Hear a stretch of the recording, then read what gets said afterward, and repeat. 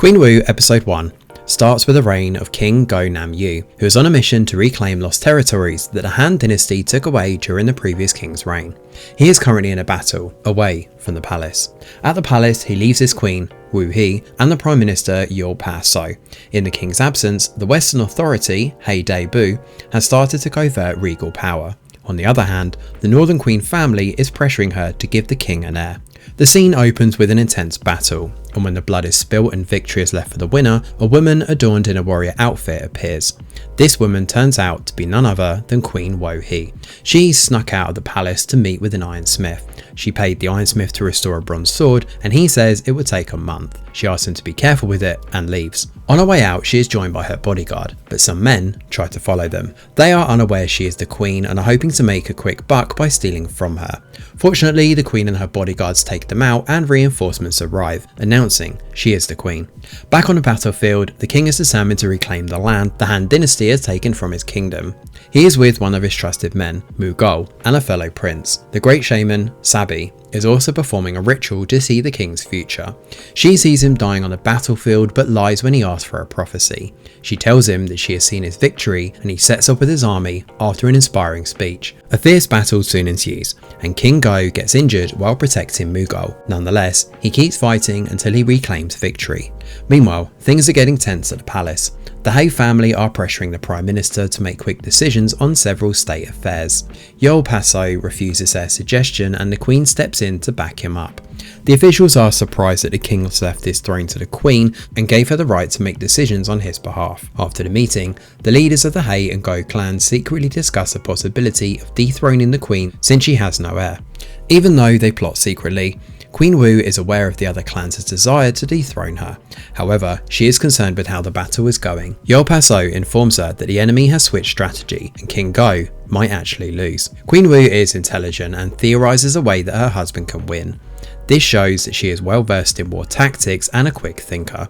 Her wisdom leaves Yul Pa-So in awe, joking that if the queen had been born a man, she would have been a king. With the king sending word that he is returning victorious, everyone in the palace gets ready to welcome him. The queen cleans up and wears her best outfit. However, she is shocked when she visits the king's chambers and sees him getting treatment while surrounded by concubines. Even though she is hurt by his actions, she doesn't show it. She focuses on asking about his injury and watches as the doctors treat the king's wounds. After ensuring the king is okay, she heads to the banquet to calm the officials' worries. As expected, not everyone is happy about the king's return. Many officials from the other clans were hoping he would die. The only clan that prayed for his return was actually the Wu clan. As the king is married to their daughter, their survival depends on his safety. Mu Gul also blames himself for the king's injury and gets locked up in the palace prison. While the queen heads to the banquet, the king talks to Yul Pa-So about his concerns for the queen. Pa-So has a plan to protect the queen from the king's enemies, but the king is wary about his intentions. Pa-So maintains he is only trying to protect the queen and there is no other option but to follow his plan. At the banquet, the He family leader raises concerns that the king is too severely injured to attend the banquet. Suddenly, the king makes a menacing entrance as if mocking his enemies. He checks to see who has come to the banquet and seems pissed that Jolbon is absent. He then makes a toast to all the soldiers lost in the war and calmly sits on the throne. The queen advises him to get some rest and return to his chambers, but he refuses. He says he is concerned since he knows the officials are like wolves waiting for a chance to tear them apart. He is hopeful that as long as his three brothers protect their regions, he will be able to maintain power. As the banquet continues, the Go family present the king with gifts to celebrate his victory. They try to use the injury to bring up the importance of having an heir and ask for the dethronement of the queen for failing to give birth to a son. The king cautions them to stop, but they continue.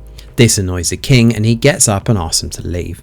After the Go family leaves the room, the king also heads out. However, the Go and He families are only getting started, and a third clan tries to position itself to secure the new queen position if the chance arises. The He family moves to get in touch with their secret spy, dubbed the Hidden One. Myongrim's bold move to ask for the queen's dethronement worries the king. He talks to Pa-So about the issue and insists he will handle it. Later, Pa-So continues his chess game with the queen. Even though she is cornered in the game, the queen refuses to give up. The king meets with her and explains that he has to dethrone her before his enemies do. He wants to protect and give her a chance to run before his enemies get to her. He promises to set everything up and send someone to escort her safely. In this trying moment, the queen recalls a happy time with the king when he told her about his messenger bird. After a conversation with the king, the queen starts contemplating her options. Out of the blue, a servant walks in and informs her that the king has died. The queen is left speechless, and as she processes this great loss, the episode comes to an end. Queen Wu starts with a perfect balance between drama, action and mystery. Jung Seo and Chang Wook have done an incredible job at their performances here.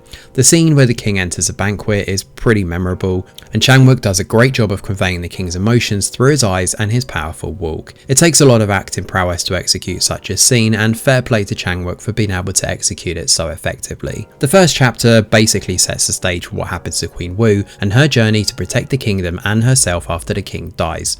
From what we've seen in the first episode, she is a formidable woman and she will put up a fight before quitting. The only question is, will her fight be worthy enough to secure her survival? We still have no idea who actually killed the king, but it could be anyone. He has so many enemies and everyone wants to take the throne. There's also the curious fact about the Hidden One. Who did the He clan place in the palace to spy for them? Let's dive into the next episode to find out some answers. Thanks for watching, and do let us know your thoughts in the comments below. Smash a like or subscribe to the channel, your support is very much appreciated. I'm Greg Wheeler, and from all of us over here at The Review Geek, we'll see you on the next video.